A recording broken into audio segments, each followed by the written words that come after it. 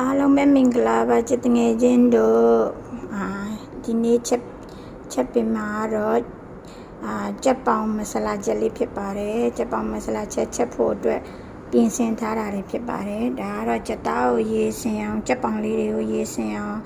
ဆေးပြီးတော့စားစနွင်းချုံမမဆလာနှဲထားတာဖြစ်ပါတယ်နှဲထားပြီးတော့2 နာရီလောက်ကြာအောင်နှက်ထားလိုက်တဲ့ဟာပါဒါတော့နှက်ပြီးသားပါပေါ့နော်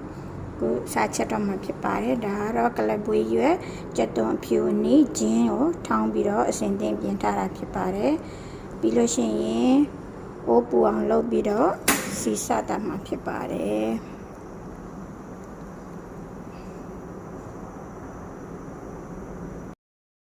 အိုးချောက်ပြီးဆိုတော့စီထဲမှာဖြစ်ပါတယ်စီစထဲပါပြီ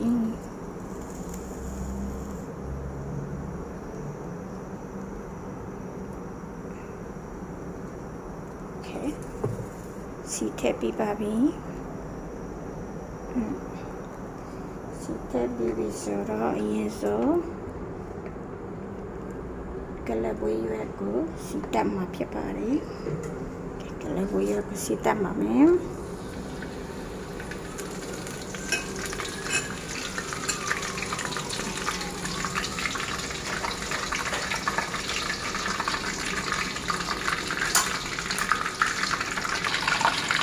လာဘယ်လိုလဲစီတက်နေတယ်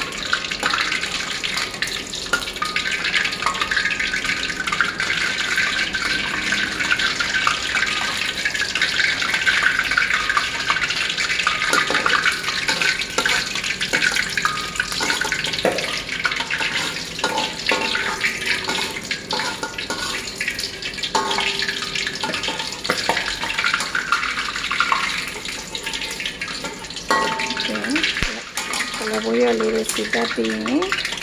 ကြက်သွန်ဖြူနီးဂျင်းထောင်းထားတာလေးဆက်တယ်နော်ဖြူနီးဂျင်းထောင်းထားလေးတွေဆက်ပြီးတော့စီတက်ပါမယ်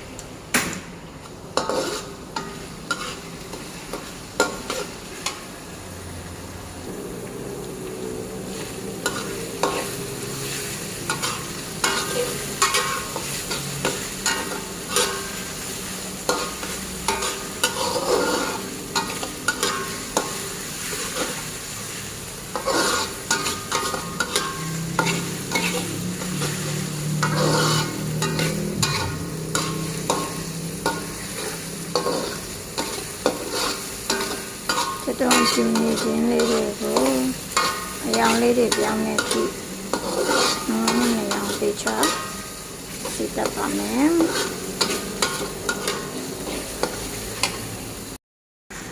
မျိုးကောင်းလေးနဲ့ထည့်ပါမယ်အနံလေးပါရုံလောက်ပါပဲအများကြီးမဟုတ်ပါဘူးနည်းနည်းပါနေတဲ့ချိန်မှာထည့်နေလေရပါတယ်ကျမကတော့နေတဲ့ချိန်မှာထည့်ဖို့မေ့တော့လို့ဒီမှာထည့်တာပါအများကြီးမဟုတ်ပါဘူးနည်းနည်းပါအနံလေးပါရုံနဲ့ဆိုတော့လောက်ပါပဲဒီကောင်းလေးနံပါတော့ပို့ပြီးတော့မှုရတာပို့ပြီးတော့မှုပါလို့ရှိရင်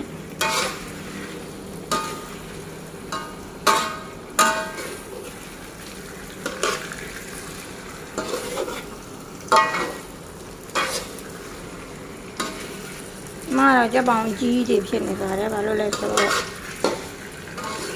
ဈေးတွေအချမ်းလိုက်ကြီးတွေဝယ်လာတာဆိုတော့ကိုယ့်အကိုပြန်တုံးလောက်တော့အကြီးတွေဖြစ်သွားပါတယ်ရှင်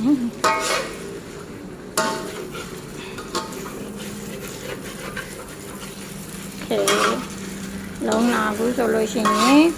ဒီလုံးမမရှိတော့ပါဘူးအသားလေးတွေလည်းလိမ့်လာပြီဒီလည်းမရှိတော့ဘူးသူမောင်နေထားတဲ့ ရေတွေလည်းမရှိတော့ဘူးလို့ကြက်သားတွေကထွက်တဲ့ရေတွေလည်းမရှိသလောက်ဖြစ်သွားပါပြီ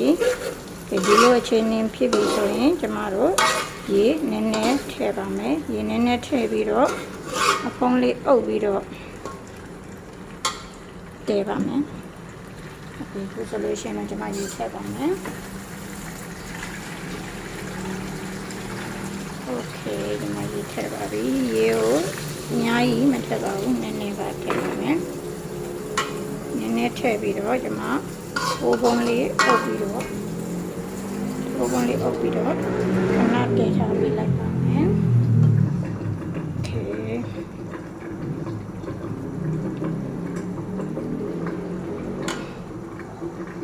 ဘိုးပုံးလေးအုပ်ပြီးတော့တည်ထားပါမယ်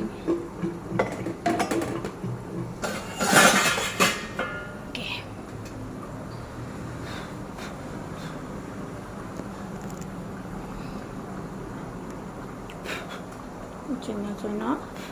ကျမအိုးပြီးဟုတ်ကဲ့အိုးလေးကိုဖုံးပြီးတော့ခဏတည်ထားလိုက်ပါမယ်မွေးပေးပါမယ်သူစဆူနေပြီ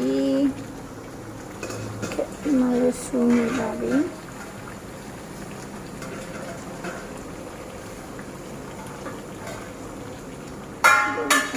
ထားလိုက်ပါမယ်နေပြီဆိုတော့ကျမတို့မွေးပါမယ်အထက်အောက်နှံပေးမယ်မွေးပေးမယ်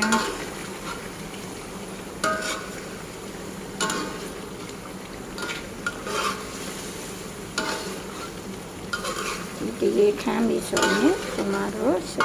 ဘိုးတလောက်ရေထည့်ပြီးတော့ထပ်တယ်လိုက်မယ်ကြာပါပြီဒါကြတော့ဒါလေးခမ်းมีไรเปล่ามี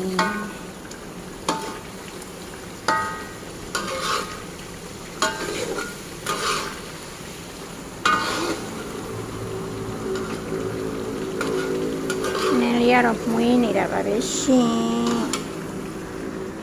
นี่ก็เราหมุยนี่ป่ะเด็กเว้ย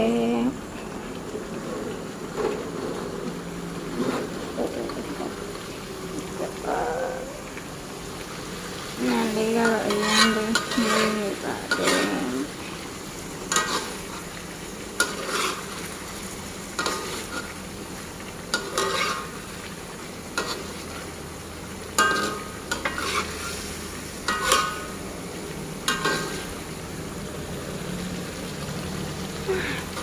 ยังมือ高咩ပုံပါရှင်စားကောင်းမဲ့ပုံပါဒီနေ့ကထမင်းမိန်တော့မယ်ရမ်းလဲမှုပါတယ်မဆလာနန်လေးရောကလပွေးရွက်အနံလေးရော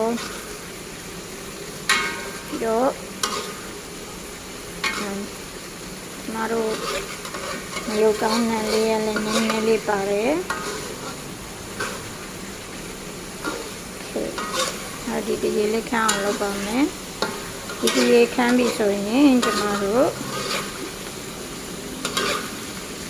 ကိုလိုစိတ်ကြိုက်လိုချင်တဲ့လောက်ရေလေးတွေထပ်ထည့်ပါမယ်ဆိုရင်ဒါလေးတွေတင်းနေပါပြီဒါလေးလည်းတင်းနေပြီကြတာလည်းအရောင်လေးတွေလည်းပြောင်းနေပြီမွေးလည်းမှုနေပြီအနံလေးရလည်း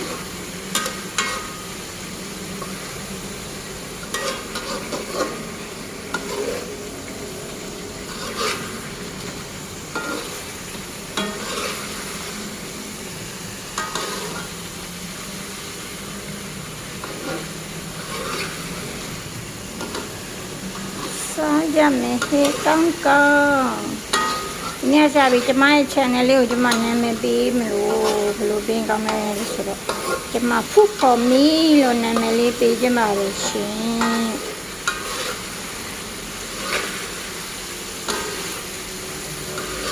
ဗီဒီယိုပထမဆုံးရိုက်တာဆိုတော့မှားတွေပါရင်နားလည်ခွင့်လို့ပေးတာလို့တိတ်လည်းမရိုက်တတ်ပါဘူးကိုယ်တိုင်ချက်ကိုယ်တိုင်ရိုက်ဆိုတော့ရိုက်တာတွေလည်းအဆင်မပြေတာတွေရှိမှာပါရှင်နားလည်ပြီးကြပါလို့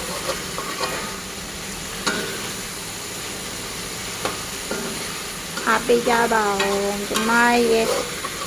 channel လေး YouTube channel လေးကို subscribe လေးလည်းနှိပ်ပေးကြပါဦး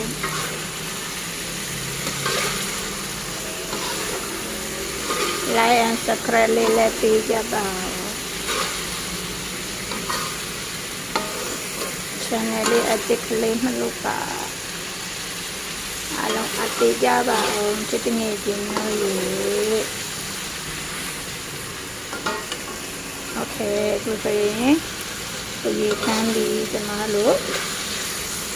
စိတ်ကြိုက်လို့တလောက်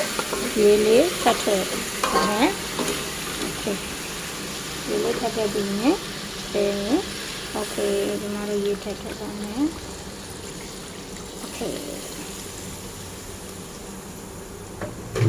Okay ကျမရေထည့်ထည့်ပြီးတော့ပါပြီဒီရေခမ်းပြီဆိုရင်ကျမဒီတရေဟိုကျင်းတဲ့အနေထားရပြီဆိုရင်မဆလာလေးအုပ်ပြီးရင်ခဏနေရင်မဆလာလေးအုပ်ပြီးတော့ Okay မဆလာလေးအုပ်ပြီးတော့ခဏအုပ်ထားလိုက်မယ်ပြီးရင်မီးပိတ်လို့ရပါပြီ Okay နော်ခဏလေးအုပ်ထားလိုက်ပါမယ်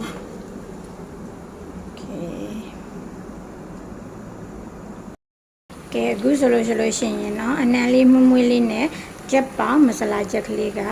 ရရှိတော့ပြီဖြစ်ပါတယ်ရှင်စားလို့ဓမင်းရမ်းမိမ့်မဲ့အနှစ်လေးမြများလေးနဲ့ကြက်ပေါင်းမဆလာချက်လေးဖြစ်ပါတယ်ကျောင်းเนาะကြက်ပေါင်းမဆလာချက်ကလေးကြက်ပါပြီရှင်ဓမင်းလဲမိမ့်စီမဲ့ရတာရှိနဲ့ကြက်ပေါင်းမဆလာချက်ကလေးရရှိတော့ပါပြီရှင်အားလုံးလဲလိုက်ပြီးတော့ချက်စားလို့ရပါတယ်ထမင်းလဲမိန်ပါတယ်နံလေးကလည်းမှုမှုလေးနဲ့ရတာရှိလေးနဲ့ကြက်ပေါင်းမဆလာချက်ကလေးချက်ပါပြီရှင်အားလုံးပဲစားကြပါဦး